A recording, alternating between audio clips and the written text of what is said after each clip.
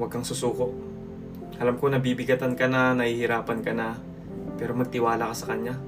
Ang sabi ng Diyos, tandaan mo ang bilin ko, magpakatatag ka at lakasan mo ang iyong loob.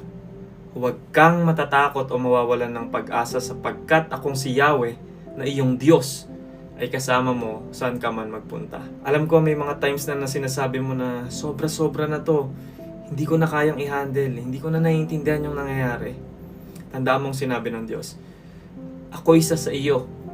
Huwag kang matatakot. Ako ang iyong Diyos. Hindi ka dapat mangamba. Palalakasin kita at tutulungan, iingatan at ililigtas. Lahat po tayo ay may mga pagsubok na pinagdadaanan na minsan napapatanong na tayo. Kino-question na natin ang Diyos. Kasi hindi na natin naiintindihan eh. Pero ang Diyos po, alam niya ang ginagawa niya. Lahat ng nangyayari sa atin, inaalaw niya mangyari yan dahil may purpose. Maaaring piniprepare niya tayo for something big. Sabi sa James 1:2, kailangan maging masaya tayo kapag may mga pagsubok na dumadating sa buhay natin. Dear brothers and sisters, when troubles of any kind come your way, consider it an opportunity for great joy. For you know that when your faith is tested, your endurance has a chance to grow.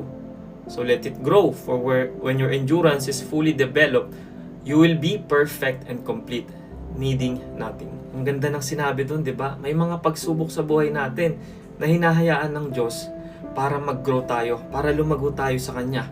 Kailangan lang natin magtiwala sa Kanya. Naalala ko yung sinabi sa Isaiah 40 verse 31, ngunit muling lumalakas at sumisigla ang nagtitiwala sa Diyos. Lilipad silang tulad ng mga agila. Sila'y tatakbo ngunit hindi mapapagod, sila'y lalakad ngunit hindi manghihina. Kaya kapatid, stop trying and start trusting. Huwag ka mag-focus sa problema mo, mag-focus ka kay Lord.